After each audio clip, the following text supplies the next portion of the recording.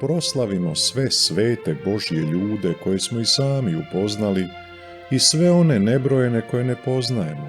Proslavimo i zamolimo zagovor svih onih koji svojom radošću i klicanjem pokazuju što je blaženstvo, kao blaženi Karlo Acutis, čija je izložba euharistijskih čudesa ovdje u našoj palmi na gradilištu srca Isusova, kao naš blaženi Ivan Merc koji počiva ovdje na oltaru, kao časni sluga Božji Ante Gabrić koji je svojim neumornim osmijehom uvijek osvajao.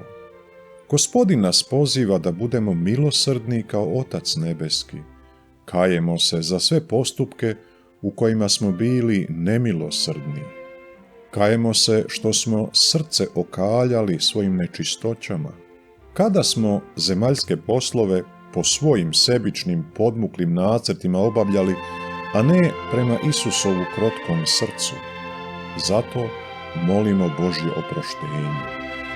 Što to znači blago onima, blago nama, koje Isus čak 9 puta ponavlja na gori pred svojim učenicima i pred pregolemim mnoštvom iz Galileje, Dekapola, Jeruzalema, Judeje i Transjordanije, nakon što se glas o njemu već bio pronio svom Sirijom. Sam Gospodin daje definiciju kad poziva radujte se i kličite. Podsjeća nas da kad god zbog njega trpimo uvrede, progon i laži, onda nosimo službu i čast Božjih proroka. Svi mi po naravi gladujemo i žeđamo za pravednošću. O nama dakle Isus govori.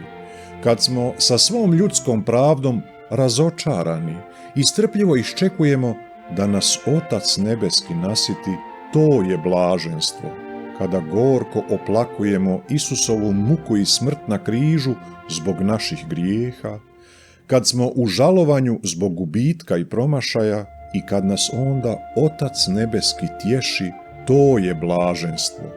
Kada zajedno s uskrslim Isusom dolazimo u kuću i već s vrata i licem i srcem i rukama i riječju kažemo mir vama, kada se vraćamo kući svojoj i donosimo mir obitelji svojoj, kada stvaramo mir u ovom našem zajedničkom domu, Europi, svijetu, onda smo sinovi Božji, djeca Božja.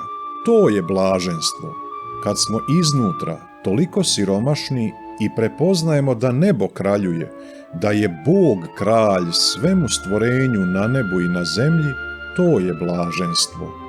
Put crkve je put svetosti i danas, kad mislimo na sve one koji su od početka povijesti tako živjeli, da su sada u punom zajedništvu s Ocem na nebesima, s pravom se pitamo, a gdje smo mi na tom putu?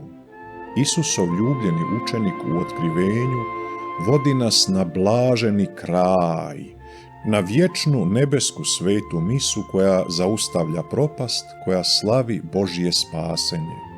Prorok Jona, kad je došao na dno mora u utrobi velike ribe, konačno je uvidio od Boga je spasenje, Bogu pripada spasenje.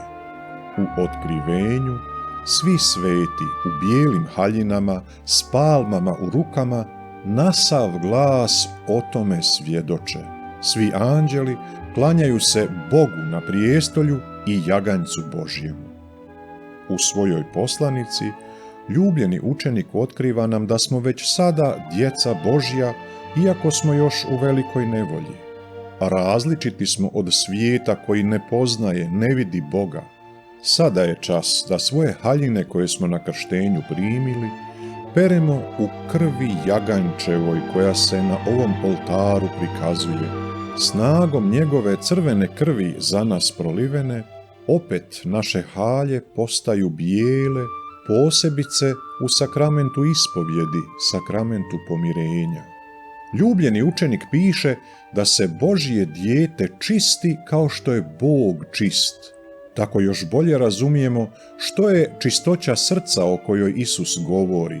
Čisto srce nije prazno srce, nego poput majke Marije, koja je bila puna milosti i u srcu je čuvala, prebirala sve što se s Isusom događa, koja je svoje dijete u naručju licem u lice iz najveće blizine gledala, i mi smo pozvani Boga gledati. Koliko je svih svetih koje danas slavimo?